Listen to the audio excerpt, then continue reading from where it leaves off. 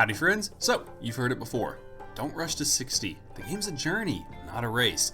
And while this phrase is dripping with cliche at this point, that doesn't make it untrue for a lot of players. One of the great appeals of Classic WoW is the slow pace the game offers. It's a game that requires you to travel and lean on others for help, where you have to read quests and stick to the roads in order to progress. But for a lot of players, the leveling experience is seen as more of a hurdle to get over before they can enjoy the in-game content they're so anxious to experience. And hey, if you're one of those players, my goal here is not to tell you don't rush to 60. That's not how you're supposed to enjoy World of Warcraft. You might be one of the people that would enjoy the game more if you power through to 60, but I do want to highlight some key reasons you should consider before you plot out your leveling path and skip over the world. My first point, most of Classic WoW is developed with pre-60 players in mind. So look at Retail WoW now, and you'll quickly see the focus of development is clearly for in-game players. I mean, it has to be. Nobody who plays Retail WoW doesn't have a max level character. The game's been out for so long that everyone has had time to reach the max level many times over, even when you consider additional levels for expansions. But Classic WoW is different in that the developers were not creating content for already existing players. Their target audience had to like the game from the start. I mean, take the Maradon patch for example. That was one of the first patches released with World of Warcraft, and it was content that wasn't even made for level 60 players. I'd go so far as to say that most of WoW was meant for leveling players. I mean, look at the world. So much of these zones were meant for leveling. It'd be a real shame to skip over so much of this just to experience the end game sooner.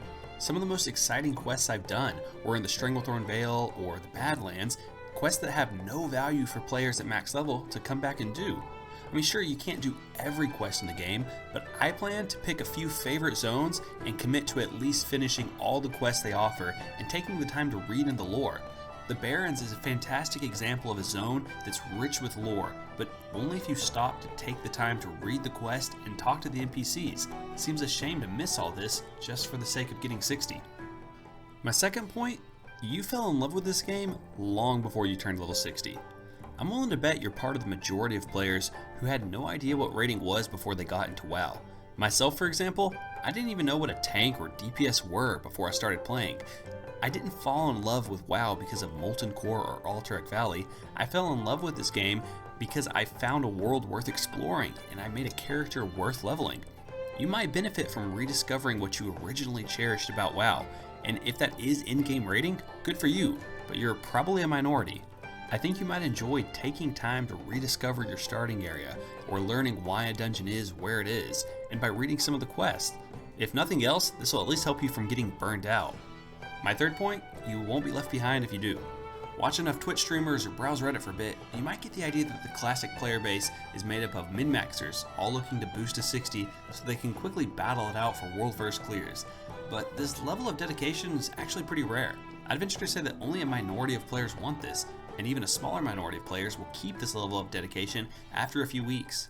And don't get me wrong, some players will be putting their lives on hold for Classic WoW. I've met several players that have already taken off a week of work just to get through the leveling process or start off quickly. And I'm not hating on them, I'm actually a bit jealous, but these players are rare, and you can bet that most are probably going to level at a normal pace. And I don't know, take time to do low level dungeons or maybe switch their class a few times once they discover that, hey, maybe they'd rather level a hunter or a rogue. I've personally met players who are committing to leveling more than one character to 60 from the start, and that's going to take them a while.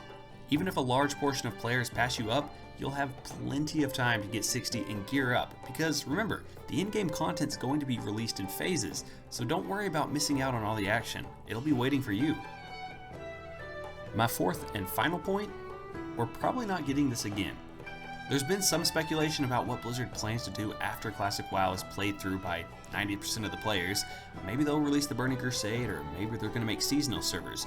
Right now though, we don't really know. Why not savor this potentially once-in-a-lifetime experience by doing it at your own pace? So if you've considered these four things and you still want to press forward to 60, then do it. Seriously, don't let anyone tell you that your way of playing the game is incorrect. I'm definitely not saying it is. I just think these might be some angles you want to approach before you plot out your leveling path and rush through. As for me, I'm going to be taking it slow, I'm going to be exploring the world, I'm going to be reading quests, and just soaking up the world that I once fell in love with. And I would encourage you to do the same thing. But either way, I thank you for your time, and I will see you guys next time.